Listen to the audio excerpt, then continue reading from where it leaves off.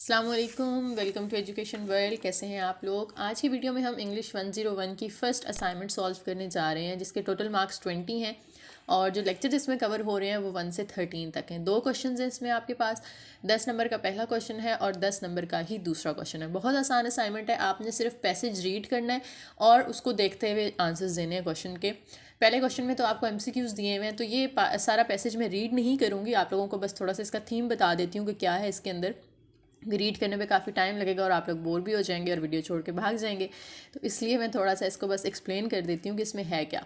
ये असल में एक स्पीच का पार्ट है और उस स्पीच का जो टाइटल है वो है आई हैव अ ड्रीम। और ये एक एक्टिविस्ट था अमेरिकन सिविल राइट्स का, जिसका नाम है मार्टिन लूथर।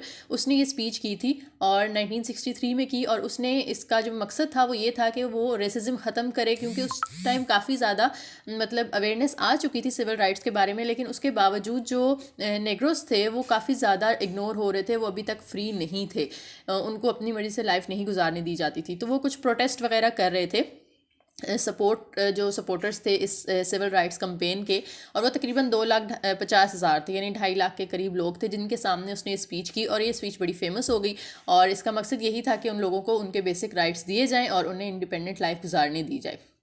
ठीक है। और उसको किसने कहा था ये कहने के लिए, उसको प्रॉम्प्ट किया था महलिया जैक्सन्स ने, और उसने इसको मतलब मजबूर किया कि तुम सबके सामने जो है उनको बताओ कि तुम्हारा ड्रीम क्या है, उनको किस तरह से अपने हक के लिए आवाज़ उठानी चाहिए, स्लेवरी वगैरह ख़त्म करके। तो ये मतलब सारा उसका थोड़ा सा स्पीच का मैंने आपको इंट्रो दे दिया। अब चलते हैं कि एमसीक्यूज़ की तरफ। What issues does Martin Luther Kings speech address, कि कौन सा इशू है जिस पे उसने स्पीच की थी। तो अभी हमने कहा कि वो रेसिज्म ख़त्म करना चाहता था और चाहता था कि सिविल और इकोनॉमिक राइट्स जो है वो मिलें लोगों को। तो इसलिए हम बी ऑप्शन यहाँ से चूज़ करेंगे, and to racism and acquisition of civil and economic rights, यानी वो राइट्स लेना चाहता था और रेसिज्म को ख़त्म करना चाहता था। What pushes King to speak I have a dream, किसने उसे पुश किया। तो ये अभी हमने ऊपर देखा था कि किसने उसे प्रॉम्प्ट किया, महलिया जैक्सन्स क्राई। तो हम यहाँ पे लिखेंगे he is prompted by Mahalia Jackson's. Third हमारे पास है जी, from the passage give one word for to leave. To leave मतलब एक तरह से हमने उसका सिनोनिम बताना है यहाँ पे। तो टू लीव का मतलब होता है चले जाना, छोड़ देना। तो डिपार्चर का मतलब यही होता है रवाना हो जाना, छोड़ के चले जाना। फोर्थ हमारे पास है जी, what is the name of Martin Luther King's famous speech. उसकी जो फेमस स्पीच है उसका नाम क्या है, उसका नाम है आई हैव अ ड्रीम। ठीक है, ऊपर हमें यहाँ पे उन्होंने स्टार्ट में बता दिया था ना, आई हैव अ ड्रीम ये उसका नाम है, ये एक पब्लिक स्पीच है। उसके बाद लास्ट हमारे पास एमसीक्यू है इस पहले क्वेश्चन का, इन फ्रंट ऑफ हुम डज किंग स्पीक, यानी जो किंग था मार्टिन लूथर, उसने किसके सामने स्पीच की थी। उसने सिविल राइट के जो सपोर्टर्स थे, जो प्रोटेस्ट कर रहे थे वहाँ पे, उनके सामने ये स्पीच की थी। तो यहाँ से हम ए ऑप्शन चूज़ करेंगे, the civil rights supporter. Question number 1 हमारा सॉल्व हो गया। अब चलते हैं क्वेश्चन नंबर 2 पे। वीडियो पसंद आ रही हो तो लाइक ज़रूर करें और चैनल को सब्सक्राइब करके जाइएगा। क्वेश्चन नंबर 2 के अंदर आपको अगेन एक पैराग्राफ दिया गया और इसको आपने रीड करके नीचे आपको 5 स्टेटमेंट्स दी गई हैं, आपने बताना है कि वो स्टेटमेंट ट्रू है या फॉल्स है। इसका भी थोड़ा सा मैं आपको थीम बता देती हूँ कि इसके अंदर क्या कहा जा रहा है। इसके अंदर ये हमें बताया जा रहा है कि कुछ सालों से जो बायोलॉजिस्ट है ना, वो ज़्यादा अटेंशन पे कर रहे हैं ट्रॉपिकल रेन फॉरेस्ट के एरियाज़ की तरफ। ट्रॉपिकल रेन फॉरेस्ट यानी ऐसे जंगलात जहाँ पे बारिशें वगैरह होती हैं। तो ये दो रीज़न्स हैं जिसकी वजह से इनको ज़्यादा अटेंशन मिल रही है पिछले कुछ सालों में। एक तो ये कि ये ज़मीन पे बहुत थोड़ा एरिया कवर करते हैं, यानी पूरी अर्थ पे सिर्फ 7% एरिया ऐसा है जहाँ पे ये ट्रॉपिकल रेन फॉरेस्ट है। और ये ऐसी जगह है जहाँ बहुत ज़्यादा जानवर रहते हैं, बहुत ज़्यादा एनिमल्स, बहुत ज़्यादा स्पीशीज़, प्लांट्स, बहुत ज़्यादा चीज़ें इसके अंदर पाई जाती हैं। क्योंकि ये ना एनवायरनमेंट इसका बड़ा वो होता है, मॉडरेट सा होता है, और ये सूटेबल होता है एनिमल्स और प्लांट्स के लिए कि वो ज़्यादा देर तक सर्वाइव कर सकें। तो ज़्यादा स्पीशीज़ का हैबिटेट है ये, तो इसलिए इसकी तरफ ज़्यादा वो अटेंशन पे करें, क्योंकि स्पीशीज़ को बचाने के लिए ये करना। और दूसरी रीज़न ये कि फॉरेस्ट जो है वो लकड़ी के हसूल और बाकी काफ़ी चीज़ों की वजह से बहुत जल्दी डिस्ट्रॉय होते जा रहे हैं, जिसकी वजह से बहुत सी स्पीशीज़ जो हैं वो ख़तरे में हैं, यानी उनका ज़ाहिर है घर छिन जाएगा ना, हैबिटेट ख़त्म हो जाएगा। तो उनका वो बहुत ज़्यादा रिस्क में है, ख़तरे में है। और उनमें से कुछ के नाम भी उन्होंने यहाँ पे हमें बता दिए हैं।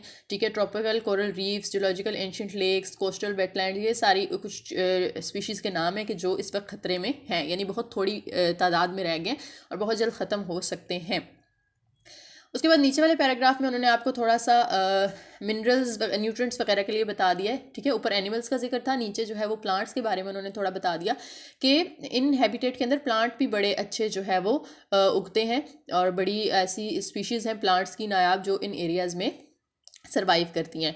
लेकिन वो भी ख़तरे में है। क्यों ख़तरे में है? क्योंकि बारिश की वजह से जो उनको न्यूट्रिएंट्स चाहिए होते हैं ना, वो सारे ज़मीन में से लीच कर जाते हैं, बह जाते हैं। तो उस वजह से क्या होता है कि उनको पूरे न्यूट्रिएंट्स नहीं मिल पाते, जिसकी वजह से उनकी ग्रोथ वगैरह अच्छी नहीं होती। अब चलते हैं अपने क्वेश्चंस की तरफ। तो हमारे पास पहला पॉइंट है, in the paragraph the writer talks about the deserts and species living there.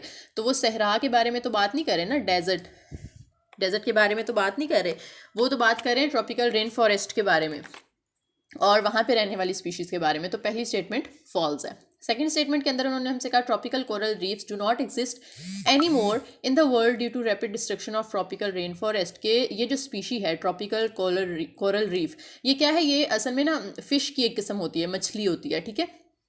तो वो कह रहे हैं कि ये अब ज़मीन पे एग्जिस्ट नहीं करती। तो ये भी फॉल्स स्टेटमेंट है क्योंकि वो एग्जिस्ट करती है। अभी हमने ऊपर देखा ये जो ट्रॉपिकल कोरल रीफ है वो इन डेंजर है, यानी ख़तरे में है, ख़त्म होने वाली है, बहुत थोड़ी रह गई है लेकिन अभी तक ख़त्म नहीं हुई, तो वो एग्जिस्ट करती है। ये भी फॉल्स स्टेटमेंट है। थर्ड है जी, the paragraph seems as subject matter of an intellectual philosopher. क्या ये इंटेलेक्चुअल फ़िलासफ़र का सब्जेक्ट हमें लग रहा है? तो इंटेलेक्चुअल फ़िलासफ़र ये होता है, मैं आपको बता देती हूँ, वो फ़िलासफ़र जो एक से ज़्यादा सब्जेक्ट्स कवर कर सकता है, सोशल, रिलीजियस, फैक्ट्स, ठीक है, इस तरह के काफ़ी सारे मतलब सब्जेक्ट्स कवर कर सकता है। तो यहाँ पे हमें इसमें तो हमें एक ही टॉपिक पे बात की हुई नज़र आ रही है ना, तो हम यहाँ इसको देख के अंदाज़ा नहीं लगा सकते कि ये जो फ़िलासफ़र है ये इंटेलेक्चुअल है या नहीं है। तो इसलिए हम यहाँ पे फॉल्स चूज़ कर रहे हैं। फिर भी ये जो थर्ड है ना, इसको आप लोग एक दफ़ा अपने तौर पे भी कंफर्म कर लीजिएगा। फोर्थ वाला देखें, the rain causes leaching of certain nutrients. बारिश की वजह से काफ़ी सारे न्यूट्रिएंट्स जो है वो लीच कर जाते हैं। लीच का मतलब है कि वो ना सॉइल में से निकल के बह जाते हैं, ठीक है, सॉइल में से पानी के साथ बह जाते हैं, किसी लिक्विड या पानी के अंदर मिक्स होके मिट्टी में से उनकी ज़रखेज़ी को मिट्टी की कम कर देते हैं। तो ये ठीक है क्योंकि हमने ऊपर पढ़ा है कि कैल्शियम और पोटाशियम जो है ये न्यूट्रिएंट्स होते हैं ना, वो लीच कर जाते हैं सॉइल से soon after the compounds are dissolve from the rain. बारिश के पानी में मिक्स होते हैं और वहाँ से बह जाते हैं, ख़त्म हो जाते हैं ज़मीन के अंदर से। तो ये भी ट्रू स्टेटमेंट है।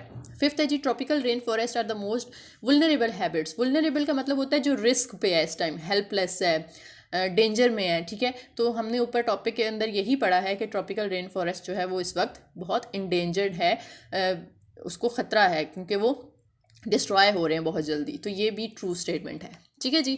तो ये आसान सी छोटी सी असाइनमेंट थी आप लोगों की। आप लोगों ने इसको सबमिट करवाने से पहले ये कलर्स वगैरह सोल्यूशन फाइल में अपलोड कर दूंगी, तो ये कलर्ड नहीं चूज़ करना, ठीक है। मैंने तो यहाँ पे कलर इसलिए किया ताकि आप लोगों को इजीली नज़र आ सके। आप लोगों ने इसको ब्लैक ही रखना है, बस इसको थोड़ा बोल्ड कर दें और साइज़ थोड़ा बड़ा कर दें इसका। जो भी आपका ये करेक्ट आंसर होगा ना, इसको आपने सेलेक्ट करके थोड़ा बोल्ड कर देना है और इसका साइज़ बड़ा कर देना है। या फिर ये भी कर सकते हैं कि ए, सी और डी हटा दें, यहाँ से सिर्फ करेक्ट वाला इधर रहने दें इसके आंसर में, बाकी सारे ऑप्शंस आप यहाँ से रिमूव भी कर दें, तो वो तरीका भी ठीक है, ठीक है जी। तो उम्मीद है आपको वीडियो पसंद आई होगी। अगर पसंद आई है तो लाइक करें, कॉमेंट करें, शेयर करें और चैनल को ज़रूर सब्सक्राइब करके जाइएगा। Thank you.